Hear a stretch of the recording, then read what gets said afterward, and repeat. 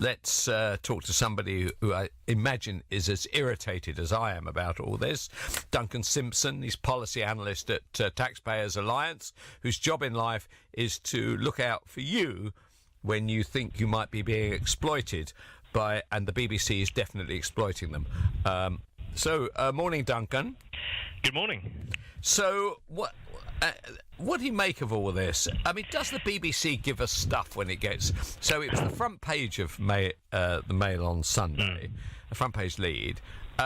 Everybody's covered it this morning, a day later, including us. Do you ever get the impression that actually they just give a couple of two fingers to the taxpayer? Well, I mean, it sounds like great work, doesn't it? I mean, sign me up with those kind of salaries.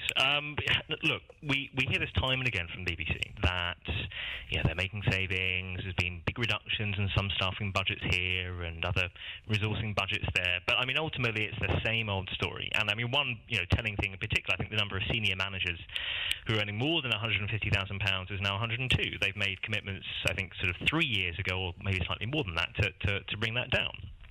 Also, again, last week there was a report from the National Audit Office which said that the spending on basically redoing the EastEnders set was going to cost £27 million, which was far in excess of their previous estimate. So, time and again we hear these good words, but I think ultimately the BBC just doesn't really seem to care about it.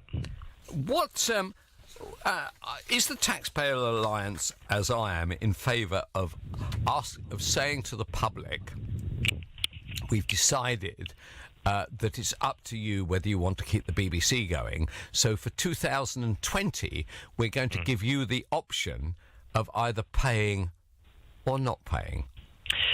I think we're very happy that the over 75s free licence fee, well, it wasn't free, obviously taxpayers were paying for that previously, that's now being taken on by the BBC, and that's a good thing. Yeah. They've got a £5 billion budget. I think they can probably find the cash from somewhere. But you alluded to it earlier. I mean, ultimately, if you don't pay the licence fee, you're in trouble. In the last 3 years, 2015, 16, and 17, 449,000 people had convictions for non-payment of their licence fee. How ridiculous! So it's a huge number. It's growing, and ultimately we live in an age of Netflix and Amazon and all these other wonderful subscription services. If there are really good products and really good programs, which the BBC does, like for instance Strictly, 12.7 million people watch the final. That's obviously a popular show. You're going to have enough people who are willing to pay some money to support that program, but are not happy with paying £150 a year for the other, tosh which the BBC also produces.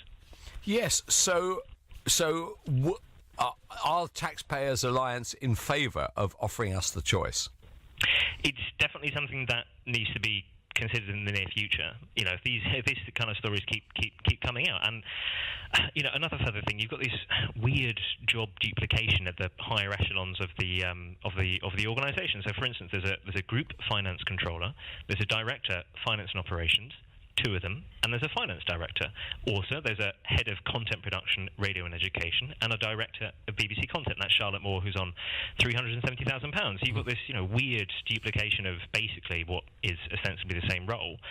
It doesn't have the same kind of structures of corporate governance which a private profit-making enterprise has to go through.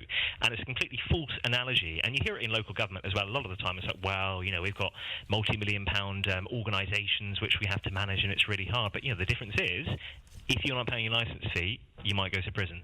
They are not subject to competitive forces. And another argument which they also put out is, actually the BBC is the envy of the world, and so we're kind of above the usual hiring competition. Or it's, we have to compete on the world stage for talent, and so fork out a lot of money for staff salaries and senior staff. So it's one of those two things, but it can't be both. Yes, I mean, the BBC is the envy of the world. I mean, how could you contest that? You couldn't turn around and say, well, actually, funnily enough, I was in Ghana the other day, and they'd never heard of you. I mean, it is absolutely pathetic. Yeah.